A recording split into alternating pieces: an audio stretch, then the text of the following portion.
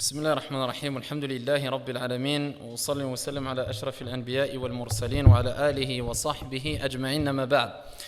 Donc on continue avec l'explication, le sharh du livre Bulugh al-Maram. On est toujours dans les conditions de la prière et dans l'explication des hadiths concernant cette porte, les conditions de la prière. Petite rectification, si on veut, correction, d'accord, concernant pas le cours dernier, d'après ce que m'ont dit les frères. Donc c'était l'avant-dernier cours. Donc on est au cours combien là? Qui a noté on est au cours combien? Ce cours-là, on est le 60, c'est ça? 61. Là, on est 61 à ce cours-là aujourd'hui.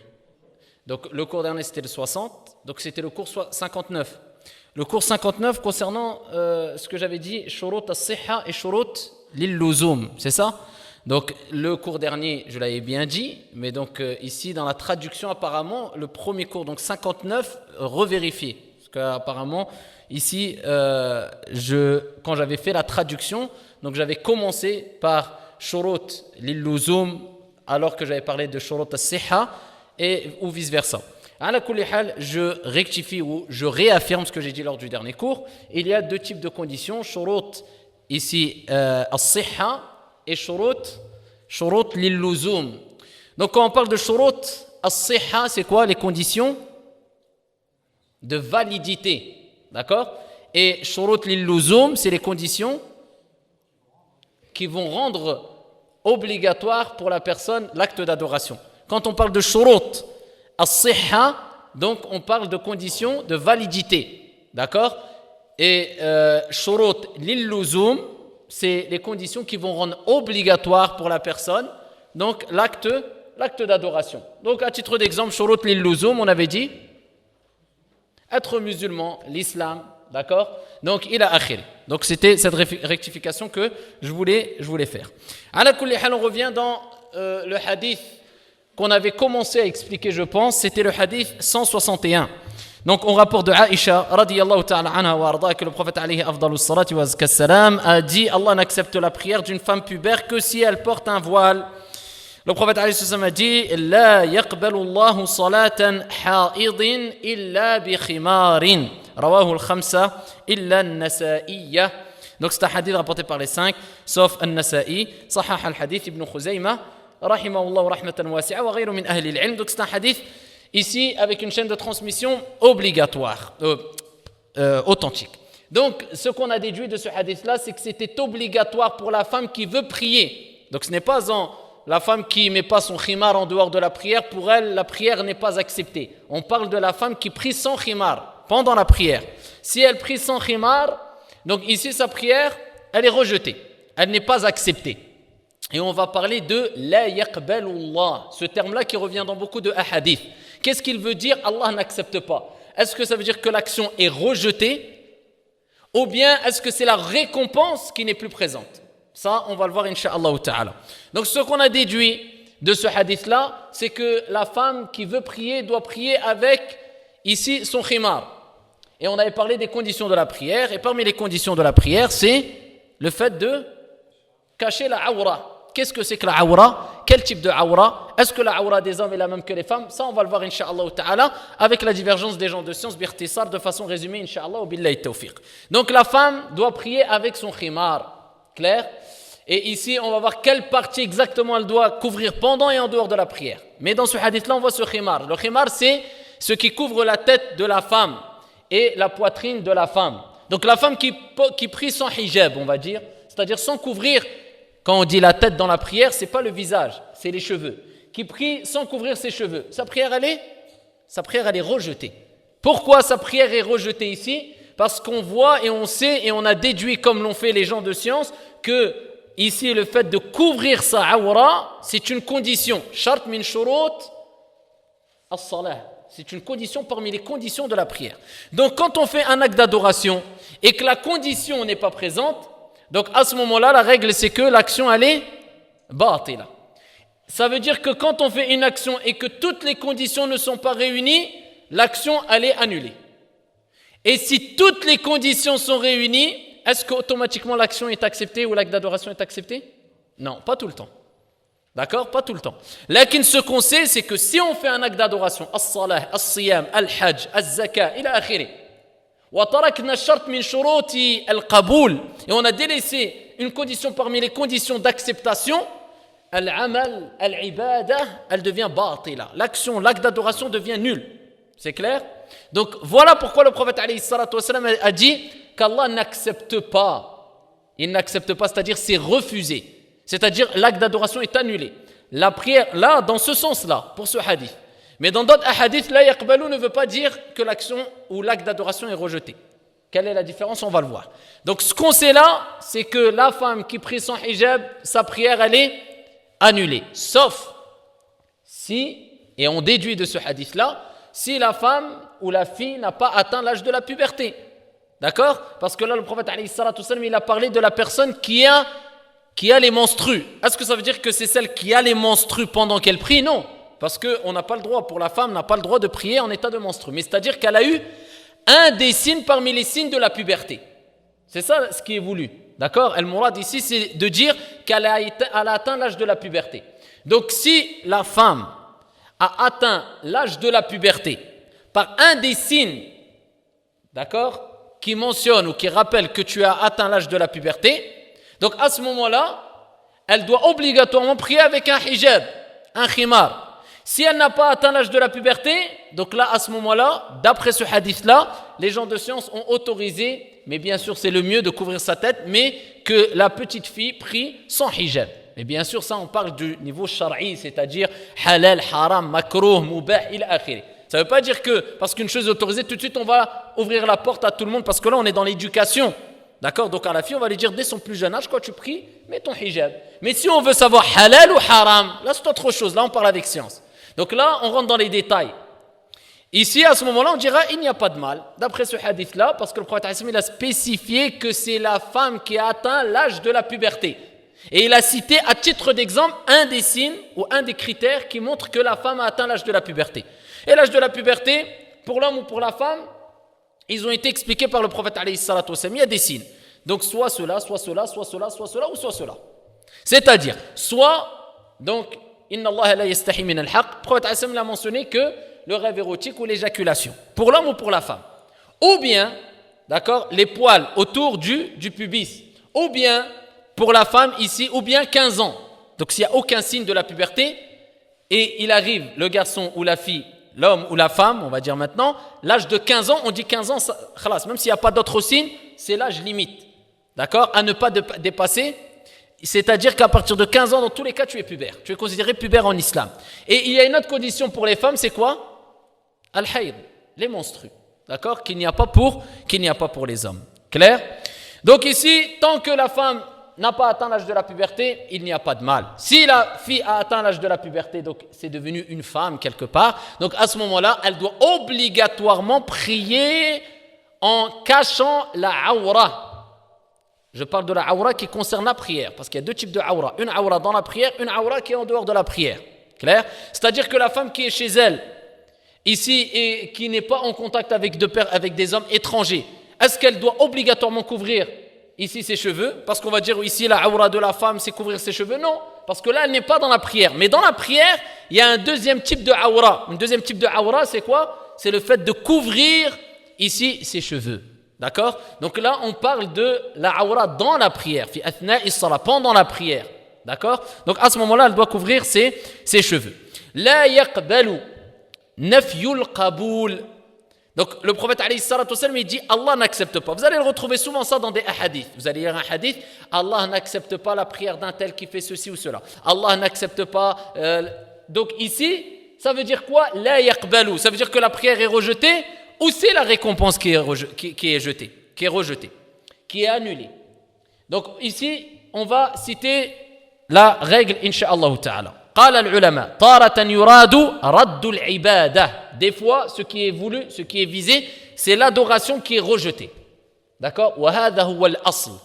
Ça, c'est la base, la règle générale. D'accord? Al-qa'idatul amma, la règle qui est générale. La règle générale, c'est que quoi? Quand tu vois la yaqbalu, la règle générale, c'est que c'est l'acte d'adoration qui est rejeté. D'accord? Donc ici, on a vu que la yaqbalu, ce qui a été visé, c'était quoi? La prière qui est rejetée. Ce n'est pas la récompense de la prière, c'est la prière. La femme qui prie sans hijab, sa prière, elle est rejetée. Clair? Et c'est la règle générale. Mais quelquefois, ça vise la récompense. Et beaucoup de fois, on le retrouve. Mais la règle générale, c'est-à-dire que c'est l'acte d'adoration qui est rejeté. تارة يراد رد العبادة المستلزم لعدم صحتها ووجوب إعادتها. C'est-à-dire que quand l'acte d'adoration est rejeté, on doit obligatoirement refaire l'acte d'adoration. D'accord? Donc si la femme elle prie sans hijab, donc là je vous donne la réponse directement, parce que normalement il faut expliquer pourquoi c'est l'action qui est rejetée pour cette femme-là qui prie sans khimar ou pas. Ça on va le voir, mais là je vous donne la réponse directement. Et ensuite on va revenir dans le pourquoi et comment distinguer entre la récompense qui est diminuée ou bien l'action qui est annulée. Donc ici, la femme qui prie sans khimar, on va lui dire, tu dois refaire obligatoirement ta prière. Pourquoi? Parce que ta prière, elle n'est pas acceptée. Donc si la prière, l'acte d'adoration n'est pas accepté, on doit le refaire obligatoirement. واضح؟ وتارة يراد به أنها لا تقبل بمعنى أن السيئة التي في هذه العبادة تربو على المفسدة. Ici, les ulama, ils ont dit, et d'autres fois, ce qui est voulu, ce qui est visé dans le terme la yaqbalu Allah, Allah n'accepte pas, c'est la récompense. Mais l'acte d'adoration, il est toujours valable. D'accord? C'est la récompense qui est rejetée, mais l'acte d'adoration est toujours valable. والأصل أن النفي القبول يعني رد العبادة كما قلنا ici قبل قليل, et c'est la règle générale, c'est que c'est l'acte d'adoration en général qui est visé, c'est-à-dire qui est annulé quand on entend la yaqbalu. D'accord? Donc comment on va distinguer entre les deux cas? Les ulama en ont parlé longuement, et ici je vais résumer incha'Allah ta'ala. Première des choses, si on trouve une preuve qui montre qu'elle reste valable, alors c'est le deuxième cas. D'accord? Donc on réunit encore les preuves du Coran et de la Sunna concernant un sujet. On ne va pas lire un hadith ou un verset coranique, halal, haram. Ce n'est pas aussi simple que ça. D'accord? Donc ici, c'est pour ça que tu verras que al-jahil et al-juhal, ce sont ceux qui se précipitent dans le hukm, dans le jugement. D'accord? Ce sont ceux qui se hâtent. D'accord? Dans le tabdi', dans le tafsir, dans le takfir, ce sont ceux-là, les ignorants. Et en général, tu vois, c'est les plus ignorants. Halal, haram, mubtadi', égaré. Et tu vois des gens qui à peine, comme je le dis souvent, et c'est une réalité, je parle par expérience, j'en ai vu des vertes et des pas mûres et des gens passer devant moi, qui tu sais très bien qu'il a vraiment un niveau de science, hadith wala haraj. Il sait même pas écrire arabe, il sait à peine lire l'arabe, c'est vraiment catastrophique le niveau. Et tu vas entendre, il prend le poste et la place d'un moufti.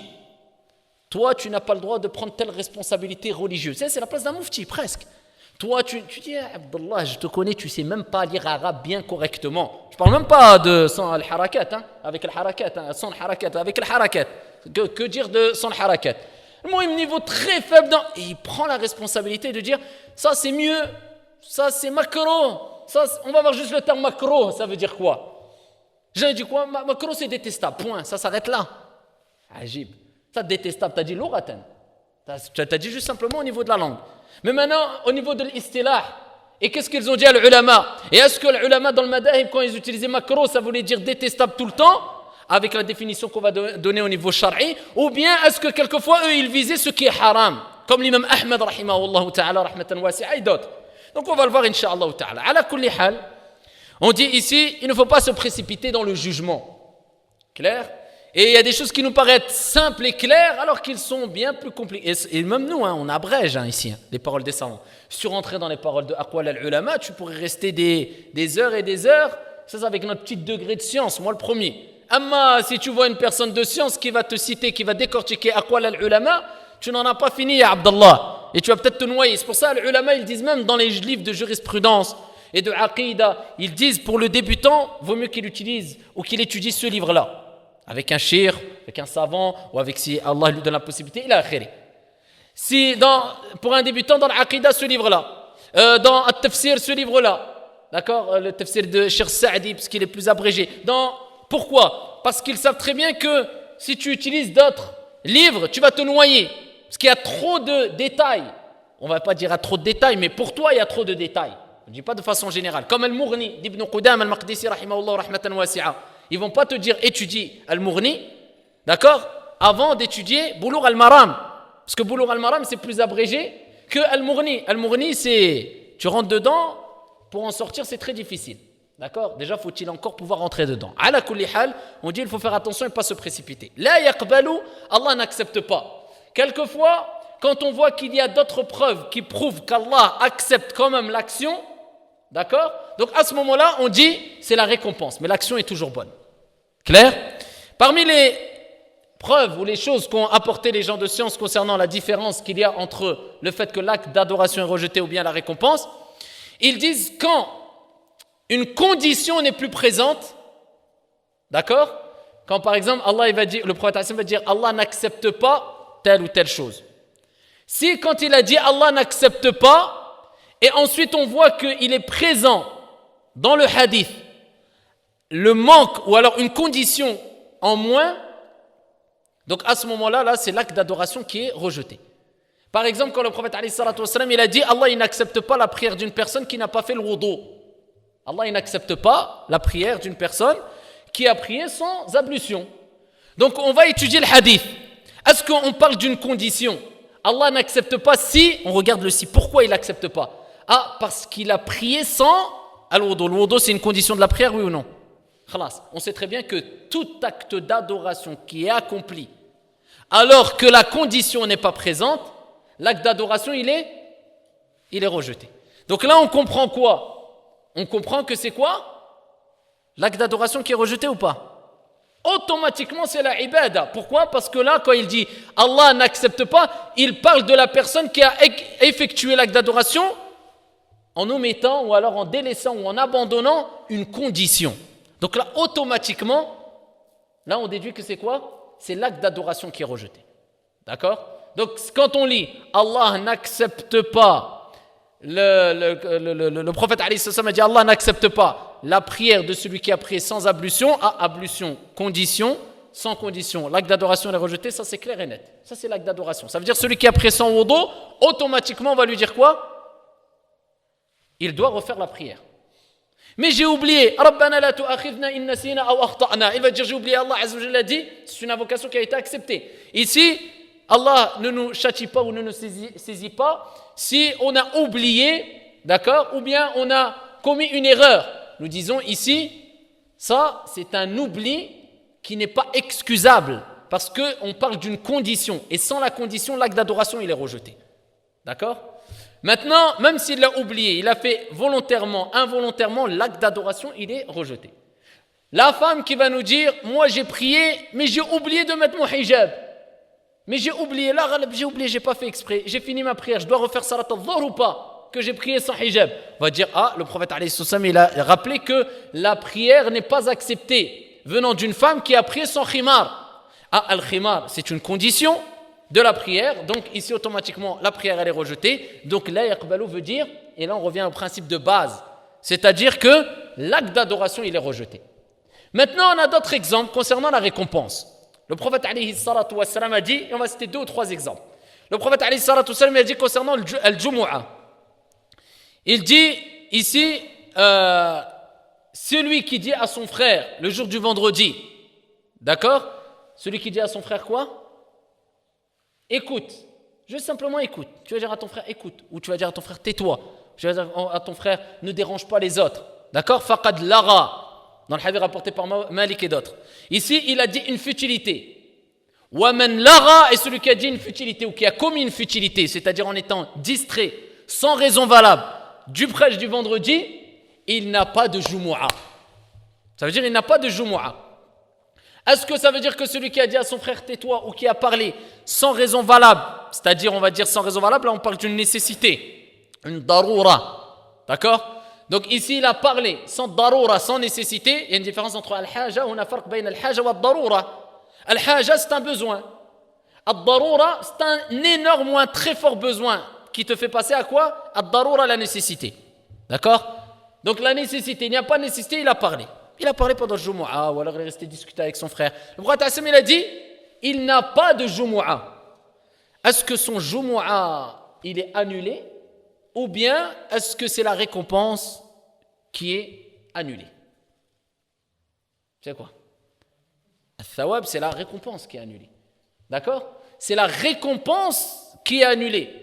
Parce que là, c'est une action qui est intervenue et qui est mauvaise.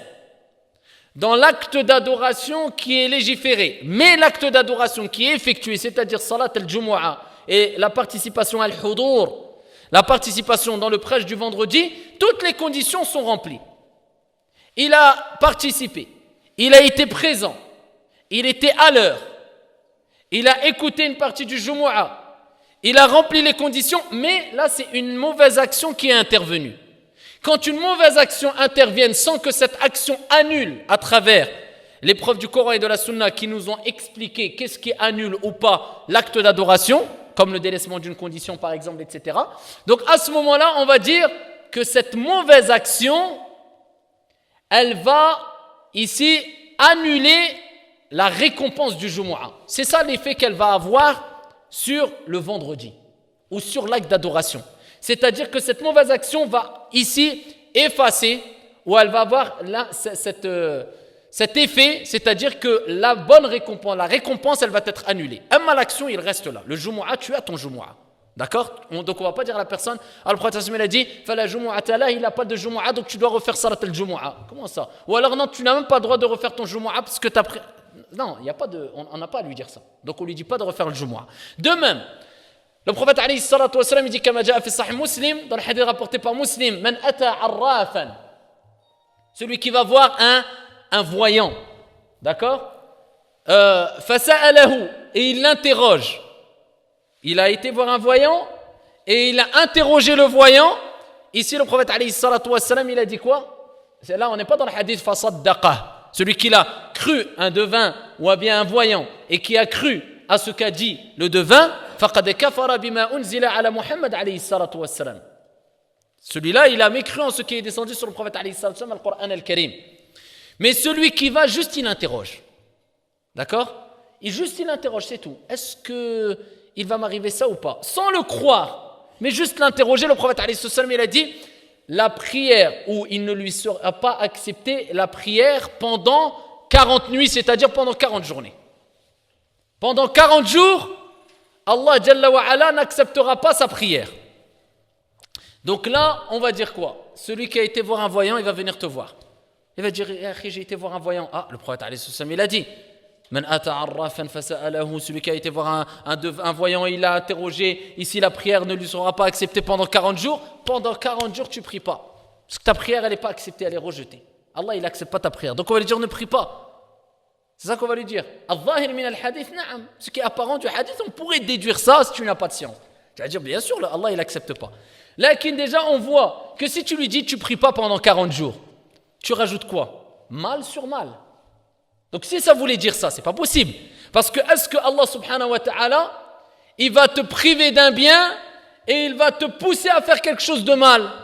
Non. Donc, c'est comme si Allah azza wa jalla dit, tu as fait un mal, eh bien, je te pousse à me désobéir encore. Pendant 40 jours, tu ne m'adores pas, tu ne pries pas. Pas possible. Donc ici, on voit que ce n'est pas possible déjà juste de ce point de vue-là. Donc ici, ça veut dire quoi? On voit que c'est une mauvaise action qui est intervenue. D'accord? C'est une mauvaise action qui est intervenue. Cette mauvaise action, elle est intervenue. Est-ce que cette mauvaise action, on parle de condition de la prière qui a été délaissée ou pas? Non. Donc là, on parle d'une mauvaise action qui est intervenue dans un acte d'adoration cet acte d'adoration a réuni toutes les conditions à shurut. Il a prié à l'heure, il a prié vers la qibla, il a préservé sa awra, il a akhiri. Il a prié avec le wudu. Donc, toutes les conditions sont réunies. Les piliers sont réunis.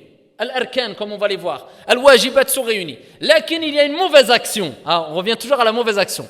D'accord? Au début, on avait vu pour le Jumu'ah, l'arou, la futilité. Là, on voit, il est parti voir un devin.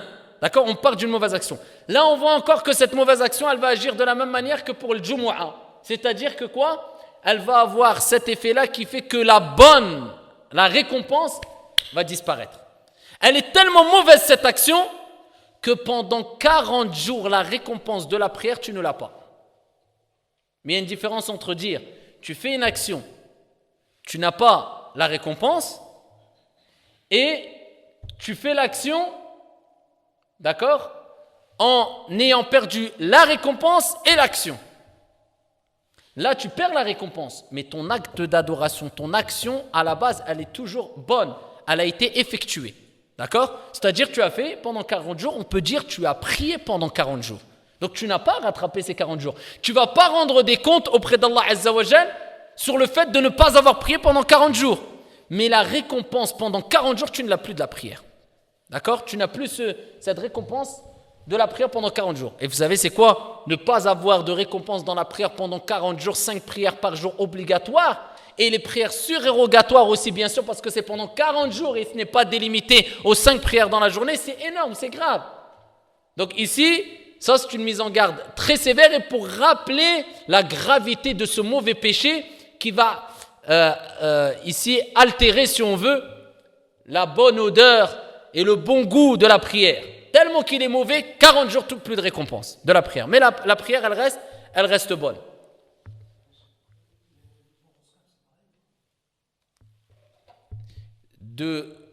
لا أدري الله أعلم لكن يعني الظاهر من الحديث c'est la même chose. Mais est-ce que dire c'est sûr que c'est la même chose, Allahu A'lam, lakin ce qui est sûr c'est que c'est haram.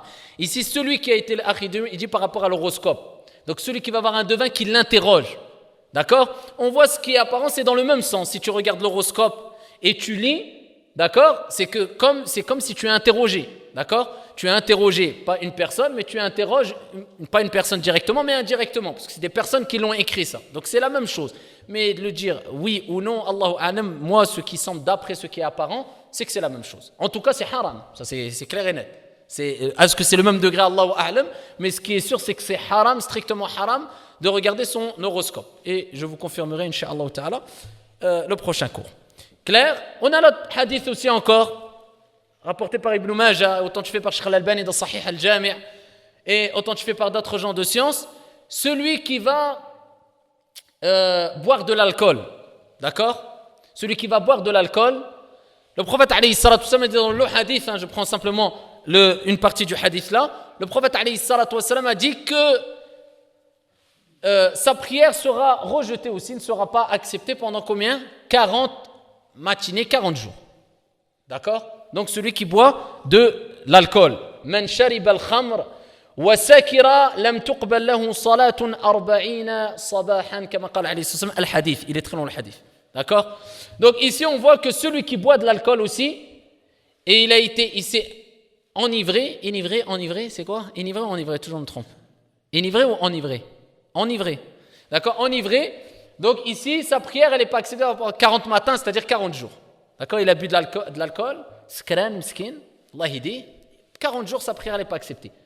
Donc est-ce qu'on va dire la yaqbalu, ça veut dire que ta prière elle n'est pas acceptée, tu ne dois pas prier.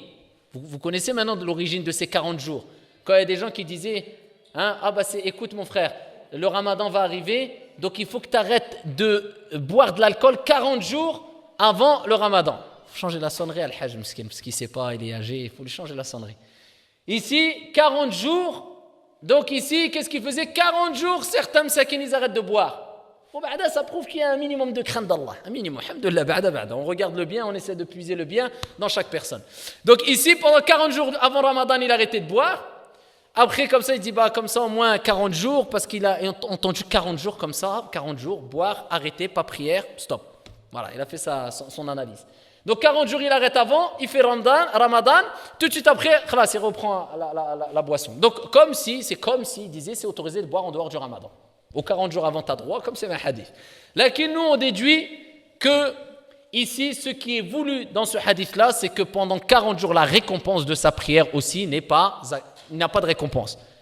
Pourquoi? Parce qu'on dit encore, il a prié avec toutes les conditions.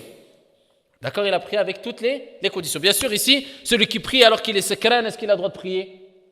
Il n'a pas le droit de prier. Pourquoi? Dalil, Allah Azza wa Jalla, il a dit. D'accord? La taqrabu as-salah wa antum sukara. N'approchez pas, c'est une interdiction claire. Là, on a la preuve claire dans le Coran al-Karim. N'approchez pas la prière alors que vous êtes ivre. Il ne sait pas ce qu'il dit. Amma s'il a bu, il est totalement conscient. D'accord? Certains ils disent il doit purifier sa bouche, faire les ablutions, laver sa bouche. Il prie, sa prière est acceptée. Sa prière, elle est acceptée. La récompense, elle n'est pas acceptée. D'accord? Si il a bu jusqu'à s'enivrer la veille, ou même 2 jours avant, ou même 10 jours avant, pendant 40 jours, quand il a bu jusqu'à s'enivrer, quand le prophète alayhi salatu wassalam a dit, pendant 40 jours, sa prière, elle est rejetée. Pourquoi sa prière, la récompense est rejetée pendant 40 jours. Donc ici, ce n'est pas rien, de 40 jours de prière, la récompense est enlevée, c'est énorme. Pourquoi? Parce que l'action est énorme. Le péché, il est très grave. D'accord? Donc boire de l'alcool, c'est très grave, on en déduit. Et c'est pour ça que ça fait partie de quoi? Al-kaba'ir, les grands péchés. Clair? Donc, ce qu'on a dit avant, aller voir un devin, un voyant, l'interroger, c'est très grave. La preuve, parmi les conséquences, ce n'est pas une conséquence, parmi les conséquences, pendant 40 jours, tu n'as plus de récompense dans tes prières. Et si au bout de 30 jours, tu repars voir un devin encore, repars 40 jours. Et il y a des gens, toute leur vie, ils vont voir des devins. D'accord? Ils vont voir un voyant, ils l'interrogent. Ça, on ne parle même pas de celui qui le croit. Ça, c'est juste, il l'interroge. Mais non, mais juste parce que, voilà, je veux savoir ce qu'il dit. Déjà, quelqu'un qui va souvent voir un voyant, c'est qu'il ne va pas nous dire « je ne le crois pas ». Si tu vas le revoir, c'est quelque part, tu le crois. Donc là, tu passes au degré supérieur, c'est-à-dire « faqad kafara bima unzila ala Muhammad alayhi salatu wa salam kama jaa fi sahih ». Comme il est relaté dans le hadith authentique, c'est du kufr wal iyadhu billah. Quel type de kufr, à quel moment, c'est du cas par cas, je ne rentre pas dans les détails. Ala kulli hal, ça s'appelle du kufr. Clair? Donc ici, on a ces hadiths-là qui nous montrent que c'est la récompense qui est enlevée. Et ce n'est pas l'acte d'adoration. Amma quand on entend dans un hadith, Allah n'accepte pas, par exemple, la prière de celui qui prie sans wudu et on parle, et on regarde la cause, et on voit que c'est une condition qui n'est plus présente, là on a compris que quoi? C'est l'acte d'adoration qui est annulé. Wadih? Maintenant on est dans Al-Awra. On est dans Al-Awra, les parties honteuses de nudité que doit cacher la personne. La awra, elle diffère de l'homme et de la femme, de la prière, fi salah, ou ici, en dehors de la prière. D'accord? Donc ça, et il y a une grande divergence au sein des gens de science concernant les types de awra. Ala kulli hal, on va essayer de réunir et de citer quelques paroles concernant l'imam Malik, Shafi'i, Ahmad et Abu Hanifa. Et on va essayer de déduire les paroles prépondérantes, incha'Allah ta'ala, wa billahi tawfiq. Concernant l'awra, et au fur et à mesure des hadiths, on va rentrer dans les shurut, les conditions de la prière. Et on va plus expliquer. On les a citées déjà, les conditions de la prière. Direction de la qibla, etc. Et au fur et à mesure, on explique qu'est-ce qu'on dit, particulièrement les 4 grands savants, par exemple, concernant chaque condition. Par exemple, la qibla, on va voir celui qui a prié alors qu'il a oublié que c'était pas par là, la qibla c'était par là. Est-ce que sa prière est annulée? Est-ce qu'il change de position? Il a khéré, on va voir ça, incha'Allah. Là, on est dans la awra, les parties honteuses, les parties à cacher. Concernant le dévoilement de la awra pendant fi athna'i salah, au milieu de la prière, pendant la prière. Quelqu'un prie, d'accord? On sait que la awra, pour la femme, c'est tout le corps, par exemple.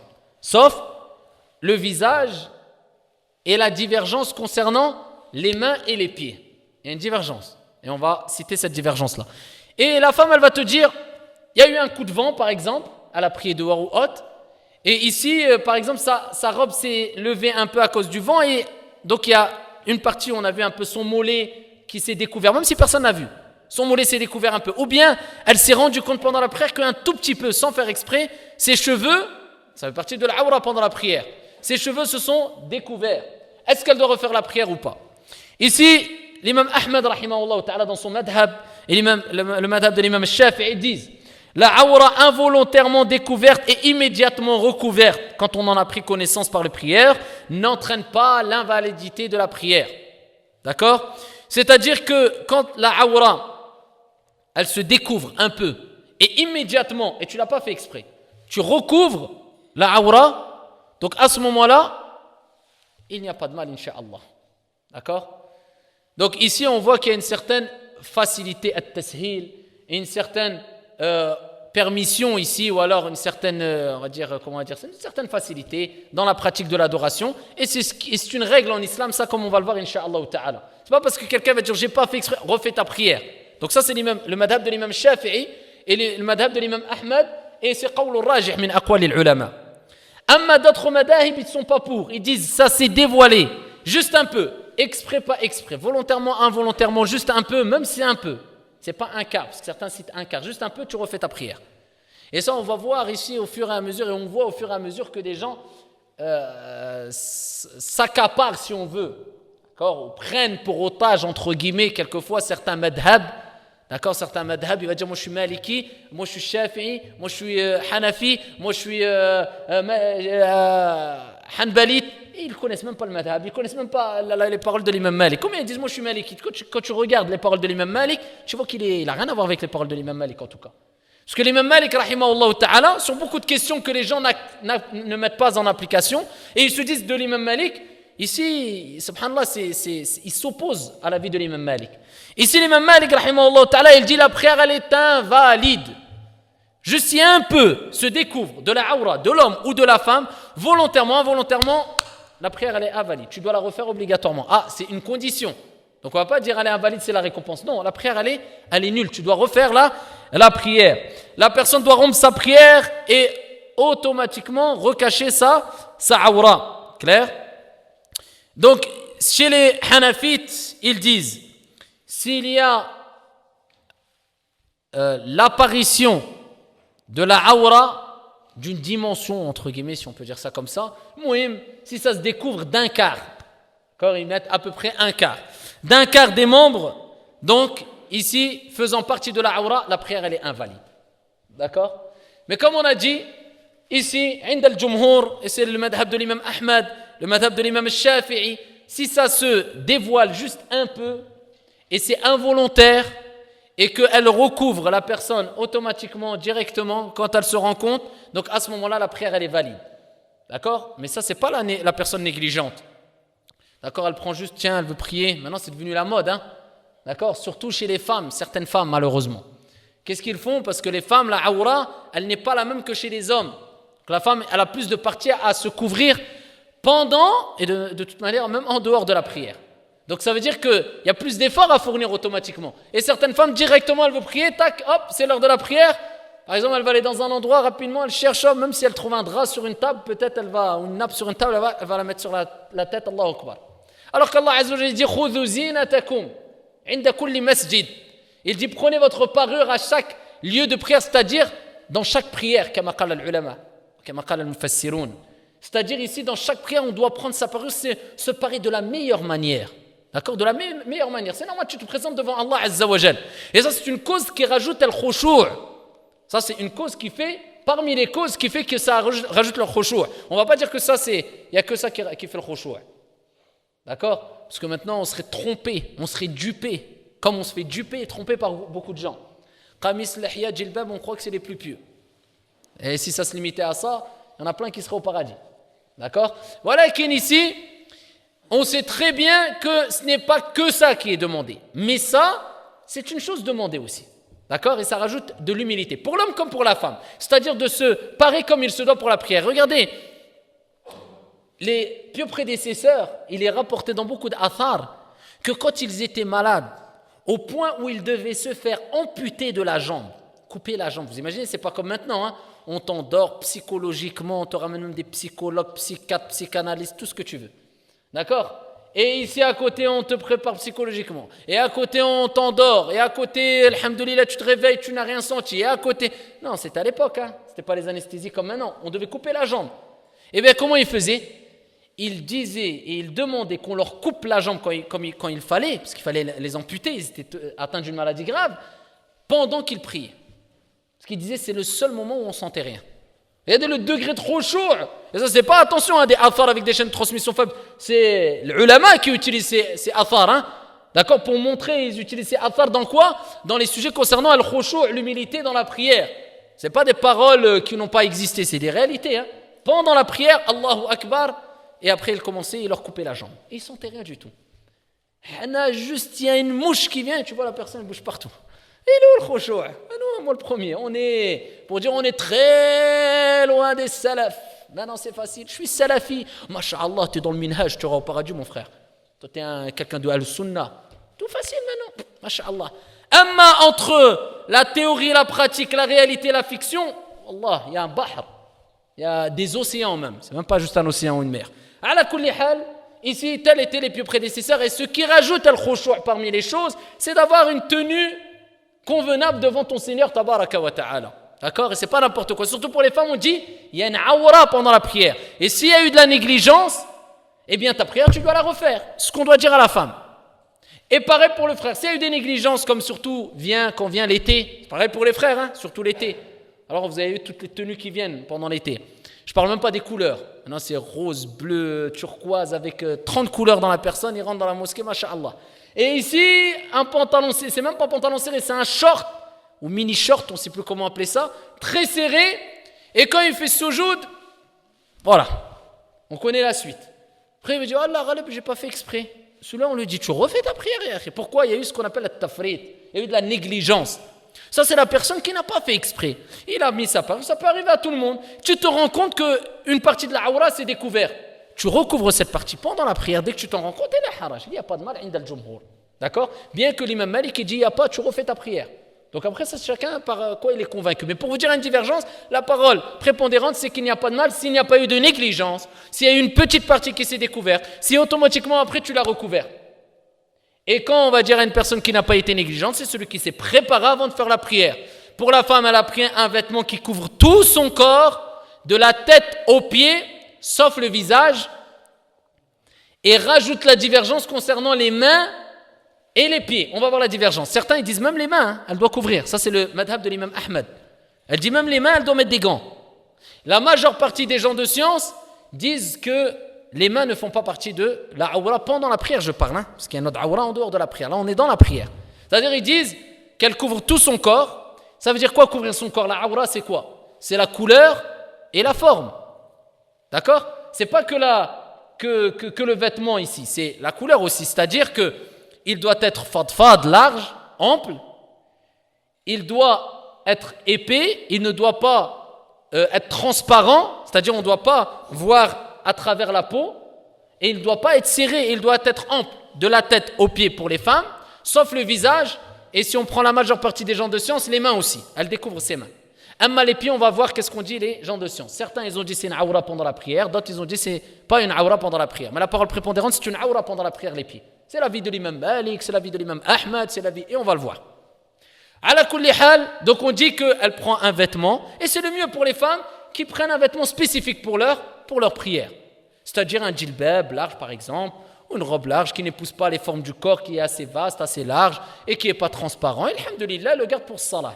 Et ça va être une des causes qui va, incha'Allah ta'ala, faire qu'elle ressentira plus d'humilité dans la prière, incha'Allah ta'ala. Wadih.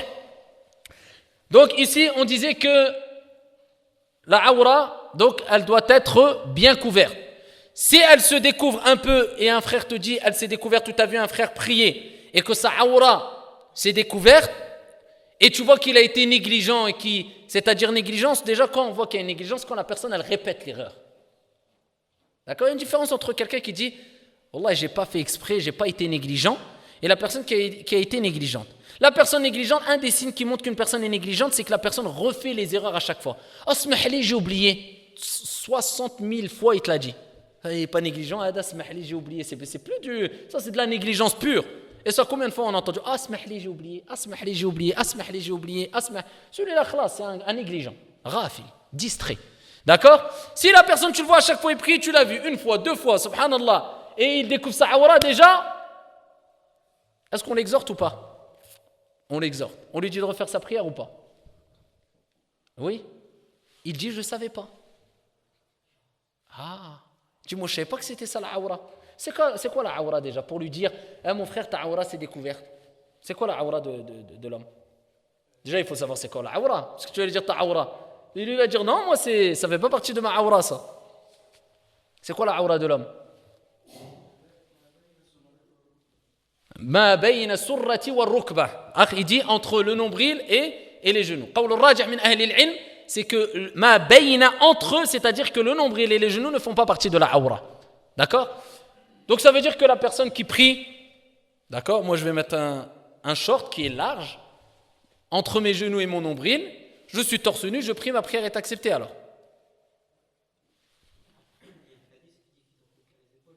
Il y a un hadith qui dit qu'on doit couvrir les épaules. Obligatoirement. Donc ça veut dire que si tu vois un frère qui va prier, Allahu Akbar, et il est en torse nu, en short, tu vas lui dire, refais ta prière. Non, il avait le choix. Inch'Allah. Il doit la refaire.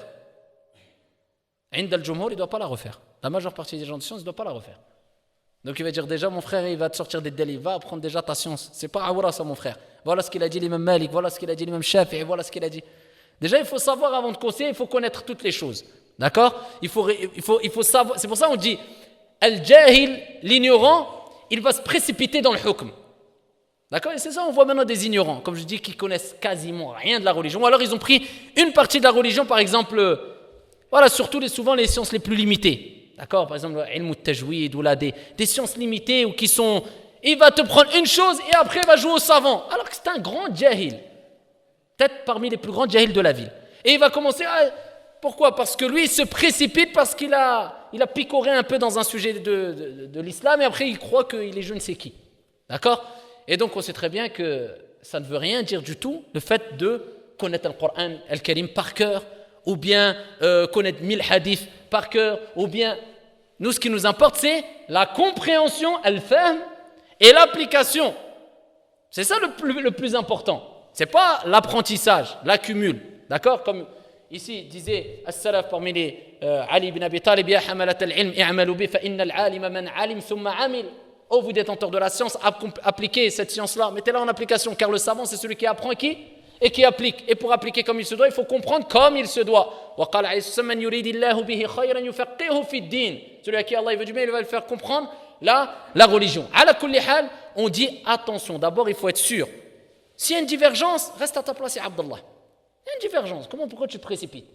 Peut-être il y a 60 paroles, ou 500 paroles, ou bien deux savants, toi tu dois refaire ta prière. Déjà peut-être il y a une divergence, ya Abdallah. Déjà il y a peut-être une divergence, donc sois sûr de ce que tu dis. Ça y est, je suis sûr, j'ai du ilm, je suis persuadé. Masha'Allah, déjà si tu passes cette étape, c'est déjà énorme. Il faut savoir comment conseiller. Il faut savoir comment conseiller déjà. Parce que peut-être tu vas détruire la personne, tu vas le dégoûter. Peut-être, laysa kullu ma yu'raf yuqal. D'accord, idha la yumkin izalatul munkar illa bima huwa ankar fala nunkir. Il y a des qawaïd à appliquer. Ici, on ne dit pas tout ce qu'on sait. Si on va enlever un mal par ce qui va provoquer un mal encore plus grand, eh bien on n'enlève pas et on n'interdit pas le blâmable, mais on le reporte à plus tard, comme le prophète il a fait avec Al-A'rabi, alladhi dakhala fil masjid wa bala fil masjid, et il a uriné dans la mosquée, et les compagnons se sont levés, il a dit laissez-le finir, mettez un peu d'eau. Après il est parti lui parler. À la fin, qu'est-ce qu'il a dit? Allahumma arhamni warham Muhammada wa la tarham ma'ana ahada. Allah fait miséricorde à moi et Muhammad et ne fait miséricorde à personne d'entre nous en dehors de moi et Muhammad alayhi salatu wassalam. Parce qu'il a vu les compagnons se lever. Arabi jahil. Ah. Pourquoi? Parce que c'était un ignorant. Et ici, est-ce qu'il y a une règle concernant l'ignorance, le jahl? Ah, donc est-ce qu'on va lui dire automatiquement, même si c'était vrai? D'accord. Même si on est convaincu que c'est l'avis prépondérant et que tu as toutes les preuves pour dire que sa prière est annulée et que toi tu veux lui expliquer les choses comme il se doit, on passe à la deuxième étape. Est-ce que c'est un ignorant ou pas? Et si c'est un ignorant, là on rentre dans d'autres qawa'id, dans d'autres règles. Ash-shar'u la yalzamu, d'accord? Ici, la législation n'est pas imposée, obligatoire, qabla al-ilm. D'accord? C'est une règle que Ibn Taymiyyah a citée, que al-ulama ont cité plein de savants. Bien qu'il y a des divergences et on ne rentre pas dans les détails. À la kulli hal, il y a des shurut, des conditions. Il ne faut pas qu'il y ait de tafrid, il faut que ça soit une personne qui n'est pas dans un endroit où il y a le rappel, etc., etc. Mais la règle de base, c'est quoi? Ash-shar'u la yalzamu qabla al-ilm. Et les adil, là, ils sont nombreux, on les a déjà cités, je ne reviens pas sur ce sujet dans les détails. Donc ici, il faut voir est-ce qu'il est ignorant ou pas. Et ça, c'est du cas par cas. Et ensuite, à ce moment-là, on va lui dire c'est bien ou c'est pas bien, refais ta prière ou refais pas ta prière, il a akhir. D'accord? Et ça, le problème, c'est qu'on peut pas. C'est très sensible quand tu parles à des gens. Et ça, on l'apprend à travers notre da'wa. Le problème, c'est quelquefois, c'est pas ça katmul ilm, c'est pas le fait de cacher la science ou autre, mais quelquefois, il y a des choses qu'on ne peut pas dire tout de suite. Parce qu'il y a plus important. Et des gens, ils ne vont rien comprendre ou alors ils vont utiliser les choses d'une mauvaise manière. Et on le voit par expérience. Par exemple, tu vas dire à une personne, c'est autorisé après chaque prière de dire 10 fois Subhanallah, 10 fois Alhamdulillah, 10 fois Allahu Akbar. Quand tu vas le dire, peut-être la personne, elle va faire toute sa vie ça. Alors que les savants disent le mieux, et de toute façon c'est connu, c'est de faire plus de dhikr. D'accord? Donc le dhikr est demandé de faire abondamment. Parce que al-munafiqun, qu'est-ce qu'ils font? La yadhkuruna Allah illa qalila. Ils n'évoquent Allah que peu, mais ils évoquent Allah. Donc ici, on fait Subhanallah 33 fois, Alhamdulillah 33 fois, Allahu Akbar 33 fois, ou bien on peut faire une autre façon, 10 fois. Les ulama disent ça, tu l'utilises quand tu n'as pas le temps, ou quand tu es pressé, etc. Ala kulli hal. Il y a des choses que tu ne veux pas trop dire. Pareil, par exemple, dans des sujets de science, comme par exemple, quand tu vas expliquer les gens sur les règles de tajwid, ahkam al-tajwid, etc. Tu es strict parce que tu veux que, ici, waratili al-Qur'an, que les gens récitent bien le Qur'an al-Karim, etc., etc. Tu ne veux pas tout dire parce que tu veux que les gens arrivent à l'itqan ou à l'ikmal. Mais quand tu vois des jouhal qui se lèvent et qui commencent à jouer les muftis, oh là, celui-là, mon frère, sa salat, elle est batila. Parce qu'il a dit dha, il n'a pas dit dha, et j'ai mal entendu. Même lui, mskini, il est loin. Il ne sait même pas encore différencier entre makharij al-huruf et sifat al-huruf et qu'est-ce qu'ils ont dit aqwal al-ulama dans les détails. Il n'a même jamais écouté un sharh dans l'ahkam al-tajwid concernant, par exemple, al-jazariya ou alors en arabe. Bref, il a appris des règles, ça il se précipite. Donc ici, quand tu vois ça, tu es obligé de remettre les choses en place et dire des choses que tu ne voulais pas dire tout de suite. Et tu vas dire, voilà, Ibn Taymiyyah, il a dit un certain tashil, même la personne qui dit Allah, qui dit dha au lieu de dha, ou bien qui dit le sad au lieu du sin, ou bien qui dit le ta au lieu du ta, eh bien s'il a fait des efforts et s'il n'arrive pas, il y a une certaine facilité, il y a une certaine permission. Pourquoi? Quand il y a ici les points de sortie de différentes têtes qui sont identiques ou bien qui se rapprochent. Ça c'est la parole d'Ibn Taymiyyah, t'es mieux que lui toi ya Abdallah. Et ça, c'est la parole de beaucoup de savants qui ont dit que pour dire que la personne, elle ne doit pas se... Pourtant, c'est clair, mais la personne ne doit pas se précipiter. Mais tu le dis quand tu vois des gens qui commencent à jouer à, je ne sais pas, sa prière, elle est batte. Bien que nous, on est contre, attention. On dit le da, c'est le da. Le ta, c'est le ta. Et tu dois faire attention à makharij al-huruf et sifat al-huruf. Le ayn, c'est le ayn. Le ha, c'est le ha. Le ha, c'est le ha. Il y a des points d'articulation et il y a un son, makharij al-huruf, qui doit sortir quand tu as sorti la lettre de son point, sifat al-huruf, point d'articulation des lettres. Voilà qu'il de rentrer dans l'exagération, as-salaf, ils en ont parlé, ils ont dit, on a certaines difficultés dans la sortie des lettres, mais on a une facilité dans at-tatbiq, dans al-amal bil-Qur'an, dans l'application du Coran. Viendra une époque où les gens auront une facilité dans la sortie des lettres, mais une difficulté et une déficience dans l'application du Coran. C'est maintenant. Le prophète a dit, viendra une époque où il y aura quoi? Il y aura de plus en plus de qurra, de récitateurs. Va voir les chiites, comment ils récitent le Coran, Allah barak. Va voir les soufites, comment ils récitent le Coran, Allah barak. Pourtant, ils sont égarés, pur égarement. À quoi ça va leur servir cette récitation? C'est pour ça que le prophète a dit, le Coran c'est un argument, une hujja, pour toi ou contre toi. Donc c'est pour ça qu'il faut faire attention et ne pas se précipiter, mais malheureusement, on voit des gens, quelquefois, ils se précipitent. Et peut-être moi j'en fais partie d'eux quelquefois. Donc ici, il faut ne pas se précipiter et se dire, quand tu crois que tu as tout assimilé sur un sujet, eh bien dis-toi que tu commences simplement. Mais quand tu te dis, c'est bon, je sais tout sur ce sujet-là, ça c'est une preuve que tu es un jahil, tu es un ignorant. Parce que les paroles des savants sont nombreuses. Donc ala kulli hal, il y a ces questions-là qui ont été posées par les gens de sang. Et salaf, attention, hein, les compagnons réagissaient comme ça. Même par rapport à la awra, là on en parlait. La awra concernant l'épaule. Il y avait un compagnon, radiyallahu anhu arda, qui a réagi comme ça. Il est parti devant les compagnons. Il a mis un izar, ici un pagne en bas. Il a couvert sa awra. Il s'est mis torse nu. Allahu Akbar. Les compagnons, ils ont été choqués. Un, il est venu le voir. Il a dit, mais pourquoi tu as prié comme ça? Il a dit, c'est pour montrer à des ignorants comme toi que c'est autorisé. Subhanallah, as-salaf. Wallah, c'est comme ça qu'il faut faire avec certains.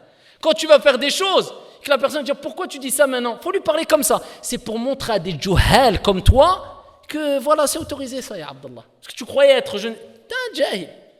Toi, t'es un ignorant, mon frère. Quelquefois, on va faire des choses qui, même tu n'es pas pour que les gens le fassent, mais pour dire c'est autorisé, attention, ne te précipite pas, calme-toi. Et c'est comme ça qu'ils faisaient. Les compagnons, radiyallahu anhum wa ardahum. Et ici, je vous citerai le hadith, incha'Allah ta'ala, par la suite. Ala kulli hal, c'est à quelle heure l'Isha, c'est passé? 45, c'est passé. Donc ici, incha'Allah, on continuera avec le fait de prier maintenant avec des vêtements où on couvre al-awra, mais les vêtements sont haram, illicites par exemple. Soit des vêtements de la soie ou soit des vêtements volés, etc. Est-ce que c'est licite ou c'est illicite? Est-ce que ta prière est valide ou pas? Il y a une divergence. D'accord? Certains savants, comme dans le madhab de l'imam Ahmad et d'autres, ils disent que la prière elle est batte, elle est nulle, il faut la refaire.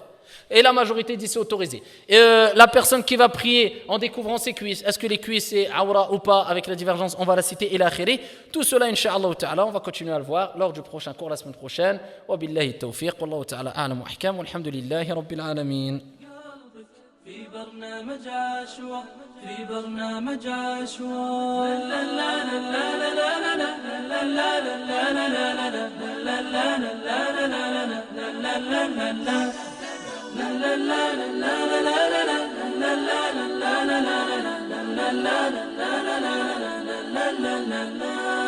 في خير الليالي جلستنا